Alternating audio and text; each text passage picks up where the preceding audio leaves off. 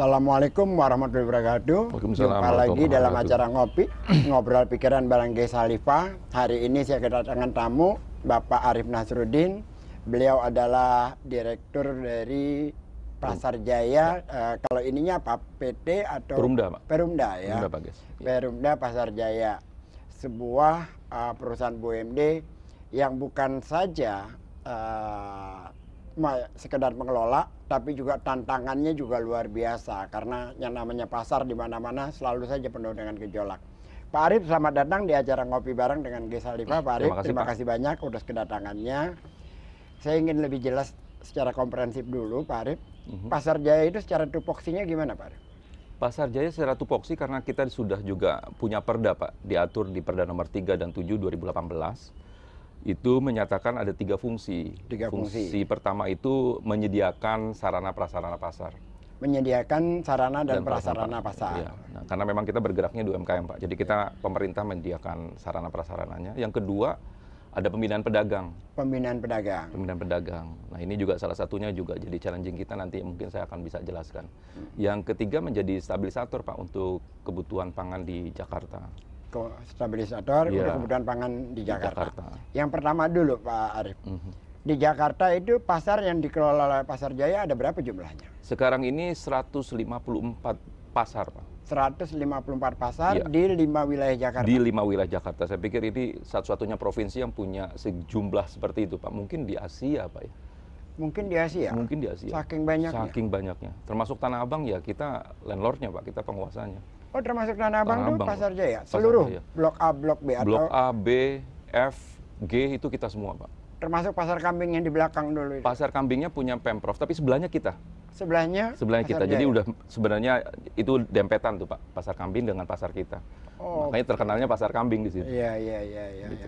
Teman-teman ngopi bareng, 154 pasar di 5 wilayah Jakarta dikelola oleh Perumda Pasar Jaya. Bisa dibayangkan bagaimana tantangannya dan bagaimana mengelola para pedagang yang ada di sana. Belum lagi para pemilik, bukan pemilik ya, orang-orang yang merasa menjadi punya kekuasaan di sana, dan tentu saja itu akan bersentuhan dengan berbagai kepentingan. Bagaimana mengelola berbagai kepentingan di dalam pasar, Pak Arif? Jadi ya ini, Pak, satu-satunya, Pak Ges, kompleksitinya BUMD ya di Pasar Jaya. Iya. Jadi stakeholdernya luar biasa banyaknya. Jadi kita mesti pandai-pandai menempatkan diri, Pak. Jadi pemimpin di Pasar Jaya itu nggak bisa yang harus berada di atas terus, Pak. Iya. Jadi harus berani juga berada di bawah dan di atas. Jadi perlu ada keseimbangan. Dan di sana pasar adalah kumpulan semua, saya pikir, sektor, Pak. Dan juga status juga di sana. Jadi dan budaya. Jadi ekonomi, budaya, sosial semuanya terkumpul ada di sana semua. Ada di dalam pasar semua. Jadi kita juga nggak bisa kaku, Pak. Saya nggak mungkin kemudian menggunakan aparat misal, Pak, untuk menertibkan.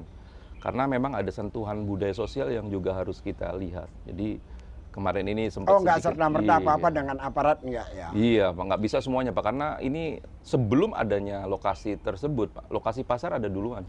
Oh, lokasi pasar sudah ada lebih dulu. Jadi memang kita yang menciptakan sosial budaya di area sekitarnya. Di area situ. Dan diharapkan memang pertumbuhan ekonomi itu muncul di daerah tersebut. Di daerah tersebut. Iya. Pak Arif, saya sudah lama nggak berkunjung ke pasar-pasar ya. Iya. Peremajaannya sudah berjalan, Pak Arif? Berjalan terus, Pak. Berjalan terus, dan saya terakhir merubah konsep, Pak, untuk menjadi one stop living.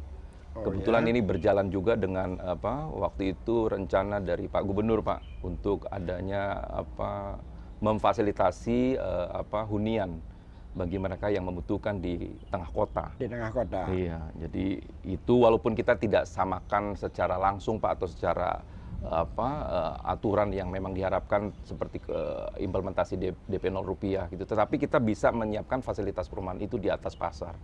Fasilitas perumahan di atas pasar. Jadi bukan hanya pasarnya yang diremajakan, bahkan dibangun fasilitas untuk tinggal, Pak, hunian.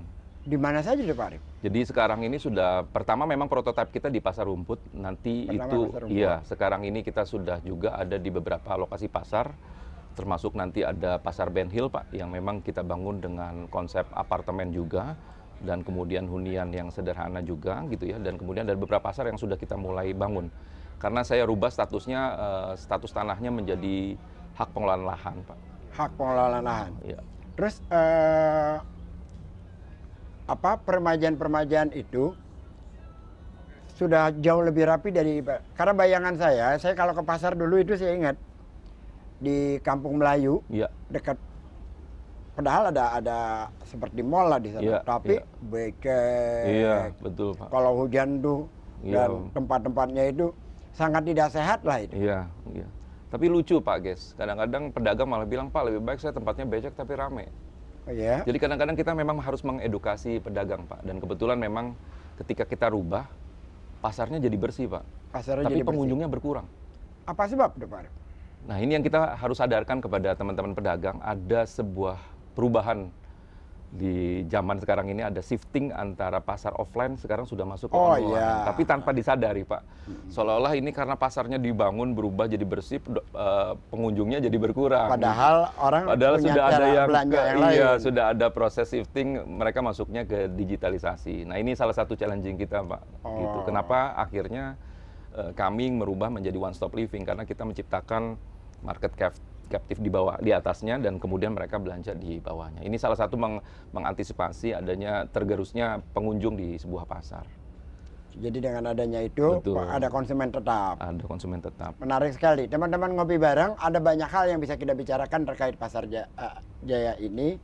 Di antaranya adalah yang paling menarik buat saya adalah bagaimana pasar Jaya bukan hanya dia sekedar mengadakan barang, permajaan dan sebagainya, tapi ada yang jauh lebih sulit, yaitu menstabilkan harga bahan pokok di Jakarta.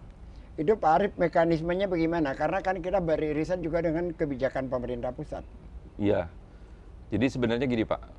Saya sebelum bergabung pasar Jaya kan saya ada di private sector, Pak, ada di retail gitu ya.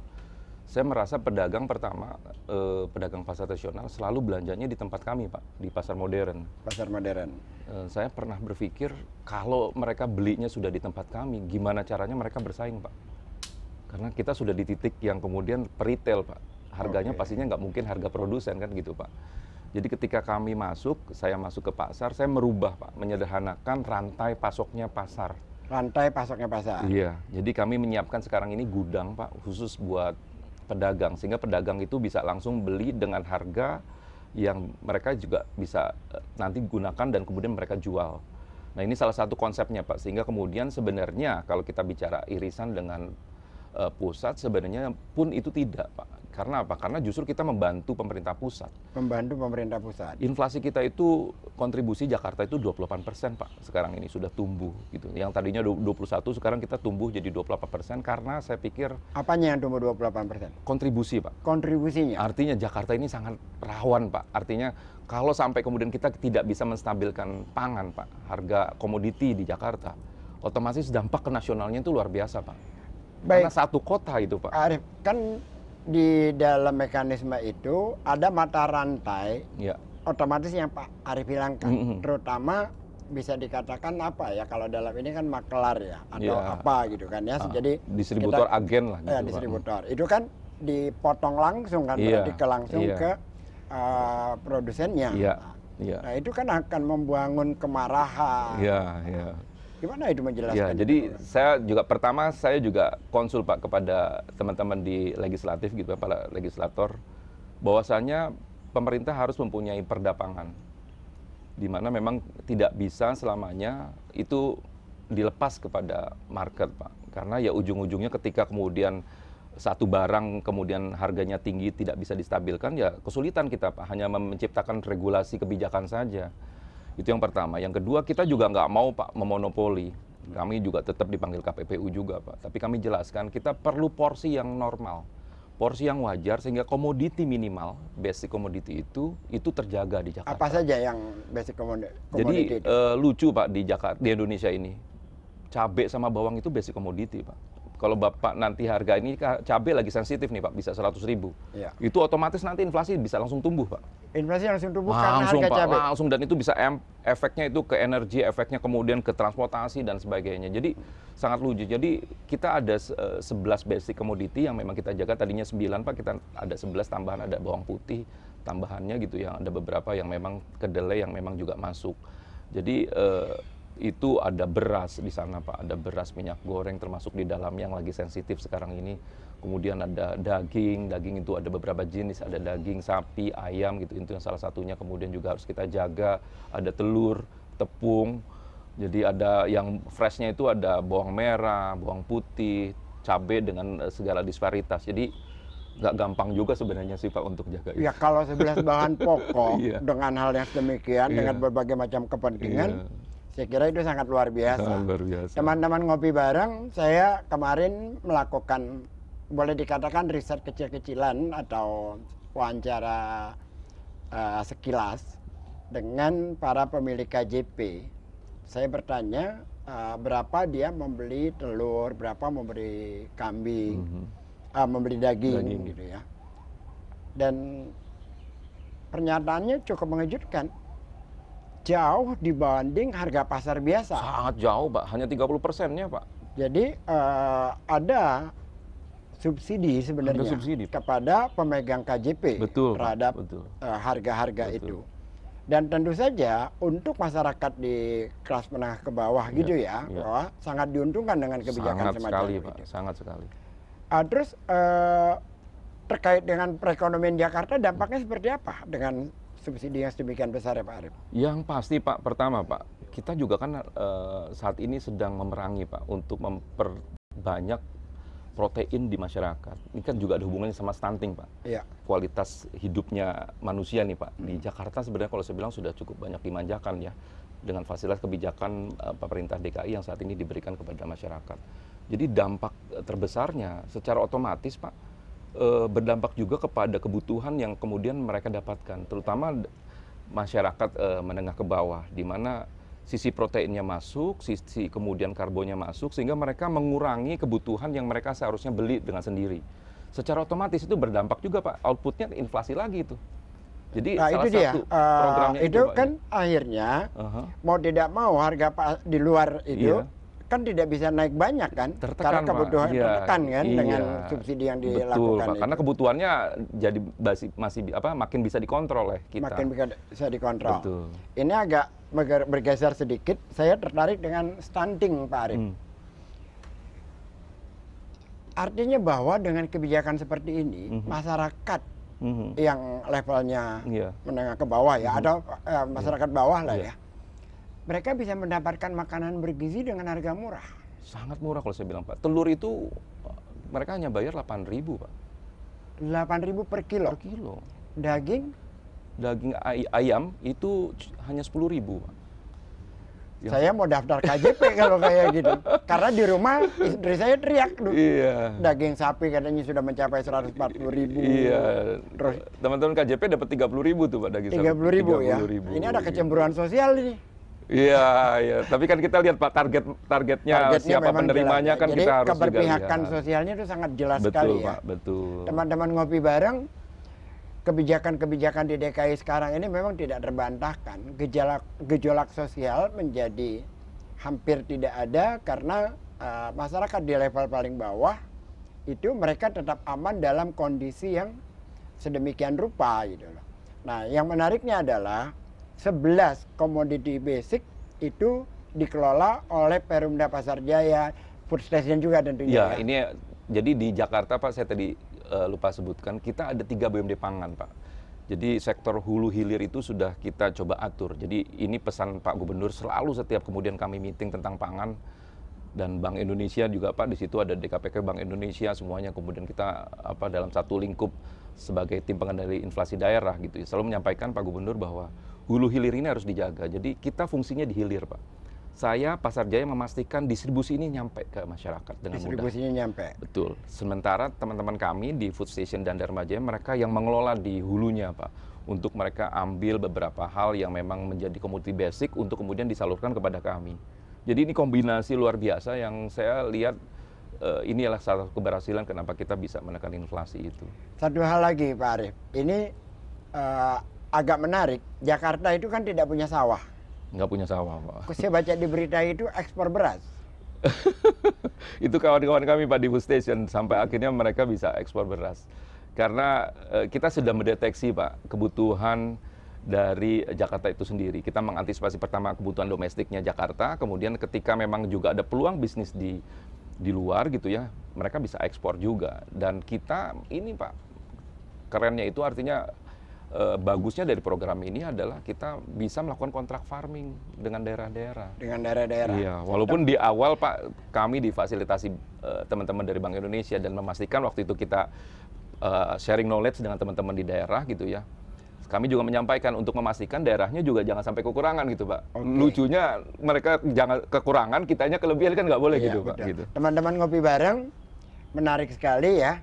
Jadi Jakarta yang tidak punya beras, tapi dengan sebuah kolaborasi, kalau Pak Anies selalu menyatakannya dengan kalimat kolaborasi dengan daerah, bukan saja harga di Jakarta tetap, stok pangannya juga tetap tersedia, tapi akhirnya mampu mengekspor beras walaupun secara angkanya tidak besar-besar amat, bahkan relatif kecil lah. Tapi itu adalah kebijakan yang menurut saya cerdas, gitu. Bahwa ternyata kita mampu mengelola dengan baik dan akhirnya bisa membuat sebuah kebijakan yang ekspor. Dan ini kalau dikelola secara nasional, kolaborasi ini akan menjadi sangat luar biasa tentunya. Sangat luar biasa. Sangat luar biasa gitu. Nah, ngomong-ngomong ke soal Pasar Jaya ini Pak Arief, ada hal yang sensitif yang saya mau tanyakan. Ya. Kalau ke masa lalu, isunya udah lama redam. Iya. Tapi klarifikasi itu kan tetap perlu ya. Iya. Terkait dengan kebijakan masker di awal COVID nih Pak Arief. Apa sih sebenarnya yang terjadi itu? Jadi Pak, sebenarnya ini aksi kemanusiaan. Saya pikir apa yang dilakukan Pak Gubernur Pak itu langkah kemanusiaan, penyelamatan kemanusiaan. Penyelamatan kemanusiaan. Betul Pak. Jadi saya juga di sini berpikirnya harusnya kita melihat aspek itu gitu Pak. Karena pada saat itu siapa Pak yang bisa berani tunjuk jari gitu, saya mau kena COVID. Nggak mungkin kan Pak. Iya. Dan sudah tahu itu resiko kematiannya luar biasa. Jadi apa yang dilakukan Pemprov DKI Jakarta mengambil langkah untuk memberikan masker kepada masyarakat. Berapa juta tuh Pak Arief? Totalnya menjadi 22 juta. Masker. Totalnya menjadi 22 juta. Iya, masker Pak. Masker yang dibagikan secara gratis. Iya, gratis Pak. Satu orang Mendapatkan 2 masker Pak. 2 masker. Iya, gitu. Itu luar biasa langkahnya Pak. Jadi memang pada saat itu masker medis pun hilang Pak dari pasaran. Pada saat itu masker medis Dan pun harganya hilang. melambung tinggi sekali Pak. Kami harus menstabilkannya luar biasa. Itu pun Pasar Jaya melakukan menstabilkan harga masker pada saat itu Pak, masker medis. Sempat katanya malah masker yang di Pasar Jaya malah mahal. Kita pada saat itu beli Pak, itu dengan harga yang memang sudah cukup mahal. Tetapi itu yang paling rendah di market Pak. Itu yang paling rendah di market. Iya, tapi karena medianya menggorengnya terbalik Pak, seolah-olah jadi Pasar Jaya menjual masker medis dengan mahal. Padahal itu yang paling murah. Oh, itu beli yang paling murah. Paling murah. Karena itu yang tersedia. Itu yang tersedia. Itu yang dijual. Iya, itu yang jadi dijual. seolah-olah mahal. Jadi seolah-olah Lalu mahal. kemudian Pasar Jaya memproduksi sendiri. Kita kerjasama lagi Pak dengan pihak-pihak. Dengan berbagai pihak itu. Betul memproduksi, Pak. berkolaborasi dengan berbagai pihak. Iya.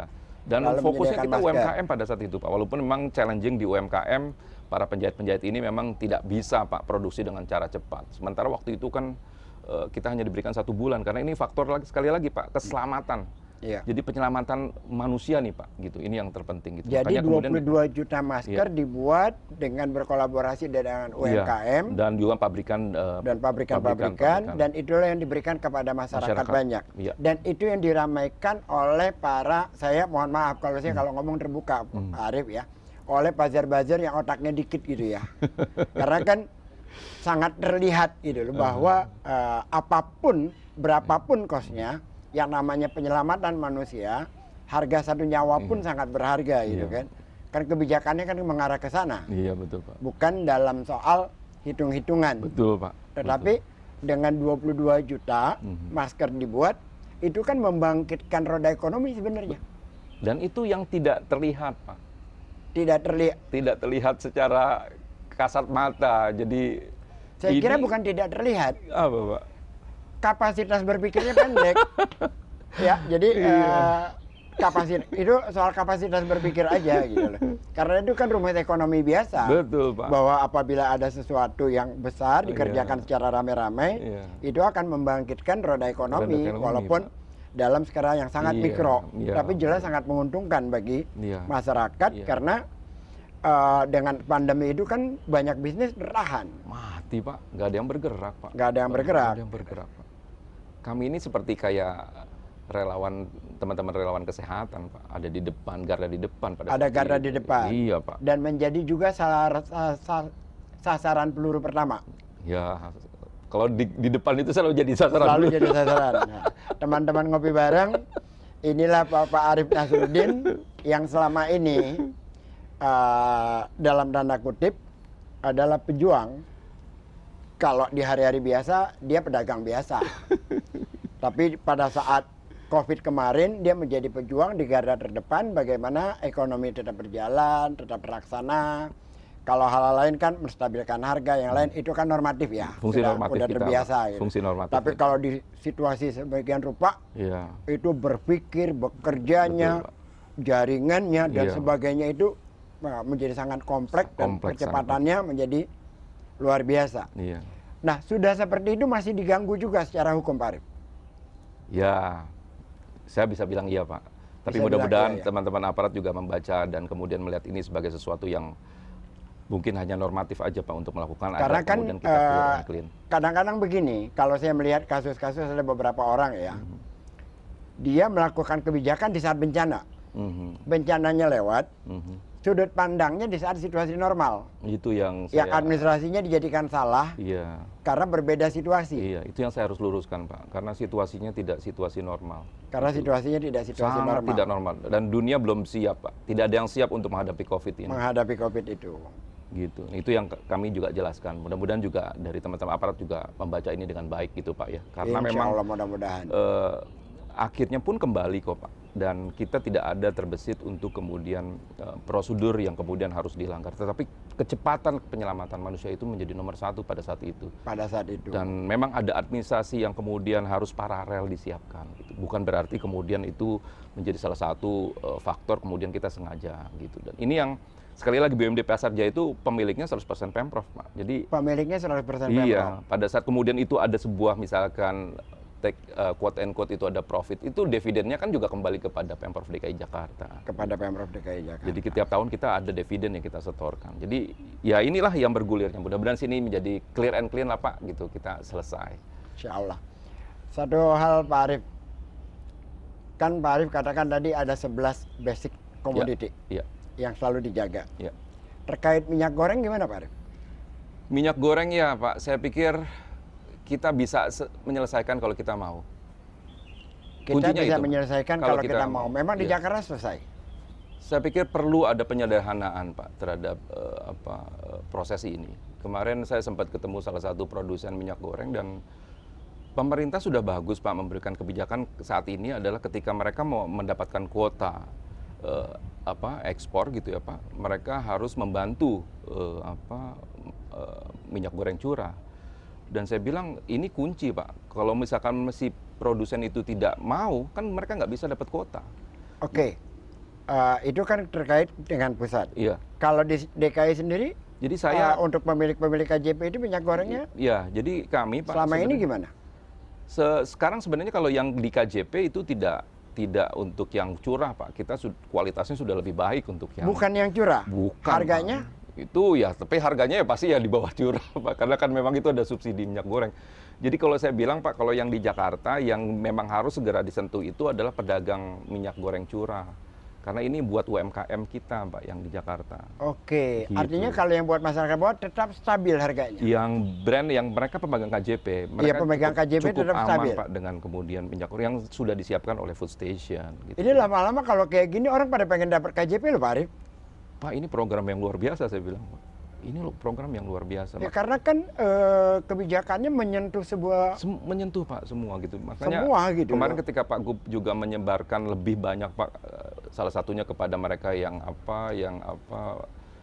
panti jompo yang memang mereka yang kemudian juga ada yang marbot masjid juga, rumah-rumah ibadah gitu ya Pak, yang kemudian mereka akhirnya mendapatkan KJP itu sangat membantu Pak. Jadi artinya minyak goreng di Jakarta untuk sebagian orang relatif stabil Pak Arief ya. Untuk yang sudah, ya untuk mereka pemegang KJP pastinya Stabil. relatif stabil. Teman-teman ngopi bareng, apa yang dilakukan oleh teman-teman di Pasar Jaya ini membuat saya iri hati. Kenapa? pahala mereka gede banget. Karena membantu orang, sekian ratus ribu orang, dari kesulitan yang sangat luar biasa. Iya. Karena kan kalau dengan harga yang normal, biasa, seperti daging, Iya. yang tadi saya sebutkan, kalau dia tidak disubsidi, mungkin gajinya 3 hari atau 4 hari sudah habis, Iya, gitu betul, kan. Pak, Untuk betul. kebutuhan pangan yang hanya... Padahal nih Pak Ges, jadi padahal pemegang KJP itu mereka bisa mengambil tunai kok, bantuan dari pemerintah. bisa mengambil tunai. Dan itu tidak dikunci Pak, tetapi mereka sadar pangan ini makin lama harganya makin harus dikontrol gitu Pak. Jadi anomalinya luar biasa, makanya tanpa harus dibatasi pun mereka jadi mengambil subsidi pangan ini karena memang ini yang dibutuhkan masyarakat. Gitu. Karena langsung dibutuhkan. Langsung Pak dibutuhkan. Jadi kalau di masa sebelumnya kan KJP tidak bisa dicairkan kan, kecuali untuk iya, sekolah aja. Iya, anak apa. betul. Kalau sekarang bisa sudah dicairkan dan bisa dia dicairkan. Iya Pak. membeli barang-barang yang disubsidi. Betul. Jadi itu yang masyarakat akhirnya mulai sadar Pak dengan kondisi ini. Makanya pelayanan kita KJP kita sudah sampai ke titik kelurahan kecamatan Pak. Titik kelurahan kecamatan dan kita. itu penyalurannya juga langsung ya. Langsung Pak. Via bank ya. Iya. Jadi Sangat mudah untuk diaudit. sangat mudah untuk diaudit dan kemudian dan setiap saat juga kita diaudit sih Pak gitu ya. Setiap saat diaudit. Setiap saat diaudit. Jadi ya kita sudah biasa Pak untuk itu. Kita tetap juga minta mirroring itu kok Pak, supaya kita juga tetap dalam track yang benar. Oke. Kembali lagi kepada soal bantuan kepada masyarakat selain KJP tadi. Itu kan kemarin sempat rame-rame bansos. Itu bansos sudah berjalan Pak? Sekarang ini memang karena programnya sudah selesai Pak, tapi kita sudah selesaikan tugas semuanya Pak. Dan tugas yang luar biasa itu Pak. Sudah selesaikan tugas? Sudah Pak. Tuntas semua? Tunai Pak. Tunai semuanya? Tuntas. Ada yang ditangkap nggak Pak Arif? Insya Allah nggak ada Pak. Nggak ada? Insya Allah nggak ada. Mudah-mudahan tidak ada Pak. Tidak ada yang berkasus sama sekali? Tidak ada Pak. Karena kan itu sudah berjalan kemarin Sudah kan? berjalan Pak. Artinya bahwa kebijakan itu sampai kepada yang membutuhkan. Betul Pak. Tidak ada yang bermain curang. Betul Pak. Tidak ada yang mengambil kesempatan di tengah orang kesulitan. Gitu. Betul Pak. Teman-teman ngopi bareng, inilah Jakarta, inilah Pasar Jaya dengan segala permasalahan yang mereka geluti, tantangan yang mereka hadapi, dan apa yang dilakukan selama ini on the track. Tidak ada kecurangan di dalam sana, karena kalau ada kecurangan seperti yang kita lihat kemarin-kemarin, sudah ada beberapa yang memanfaatkan bansos dan diselesaikan secara hukum. Kalau di Jakarta ini bukan saja programnya diselesaikan, bahkan saya mendengar dari ASN DKI pun sempat dipotong TKD-nya untuk memberikan bantuan karena pada saat itu anggaran kita terkuras gitu ya, karena COVID itu, untuk memberikan bantuan kepada masyarakat yang memerlukan. Saya kira ini kerja-kerja yang sangat luar biasa dari teman-teman di Pasar Jaya, dan kedepannya kita harapkan bisa program-program ini bisa menasional ya. Amin, Dan Pak, ada hal lain ya Pak Arif ya, kolaborasi dengan daerah itu bentuknya seperti gimana Pak Arif? Jadi kemarin karena saya dengar lagi dengan Lampung, sebelumnya dengan Brebes, dengan Jatim itu di Malang apa di mana gitu. Kita jaringan kita Jakarta itu keluar Pulau Jawa Pak. Teman-teman di Food Station, Darmaja itu udah kemana-mana Pak. Termasuk dengan Pasar Jaya juga? Pasar Jaya kita dengan semua Pak, karena memang kebutuhan cabai nggak bisa dari Pulau Jawa aja Pak. Semua. Kebutuhan cabai tidak hanya dari... Bapak tahu, Pak Ges tahu kebutuhan cabai di Jakarta tuh berapa Pak sehari? Saya tidak terlalu pemakan pedas, jadi nggak terlalu ini. Jadi 120 ton sehari Pak. Kalau itu berkurang, sehari 120 ton. Jadi kalau berkurang Pak, itu inflasi lagi Pak. Jadi apa yang kita lakukan dengan pemerintah daerah, artinya dengan teman-teman di daerah itu, kita sama-sama melakukan sinergi yang win-win Pak. Jadi di mana saja itu ngambil? Waduh, nggak bisa dihitung Pak. Kalau daerah sudah cukup banyak daerah Pak. Hari ini Pak, saya akan ke Lampung. Hari ini akan ke Lampung. Kita akan ada kerjasama antar BUMD Lampung dan BUMD kita pangan di Jakarta. Kembali lagi memotong mata rantai. Kembali lagi menyederhanakan mata rantai. Saya nggak berani kalau motong Pak, takut. Menyederhanakan mata rantai. Statementnya biar saya bilang saya menyederhanakan mata rantai karena biar kawan-kawan juga melihatnya. Iya. Subsidinya menjadi tidak terlalu berat. Betul Pak. Dan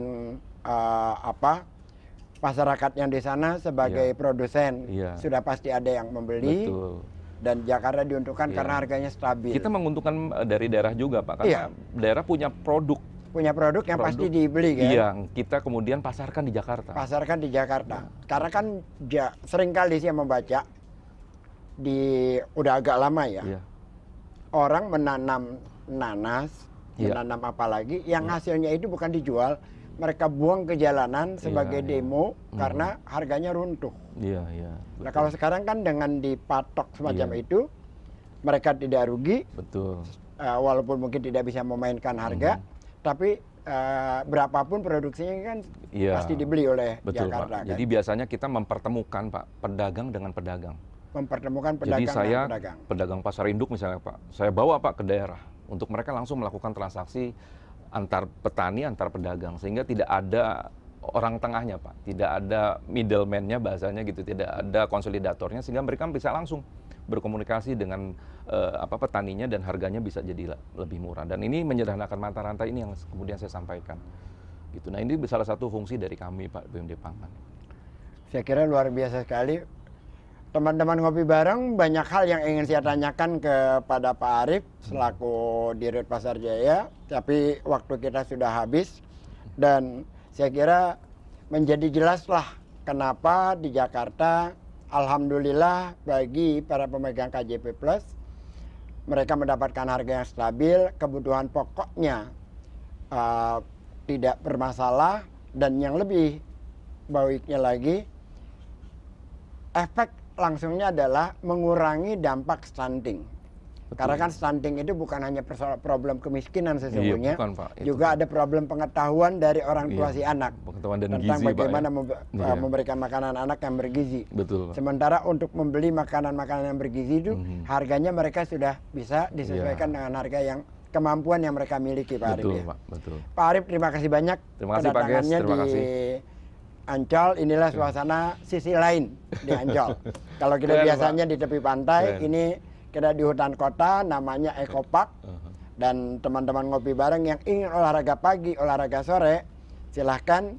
Di sini rimbun, di tengahnya ada danau, dan Anda bisa menikmati pemandangan yang berbeda di antara hutan beton Jakarta di Taman Impian Jaya Ancol. Pak Arief, terima kasih banyak. Sama-sama, Pak Ges. Pak Sama-sama. Martu Hamid Siregar, silahkan. Terima kasih. Ini ada kayaknya dari Siwot ini. Waduh. Teman-teman ngopi bareng, jumpa lagi di tema yang lain lagi, dan kita akan berbincang-bincang terus tentang Jakarta, problem dan bagaimana cara mengatasinya. Terima kasih, salam, assalamualaikum warahmatullahi wabarakatuh. Waalaikumsalam warahmatullahi wabarakatuh.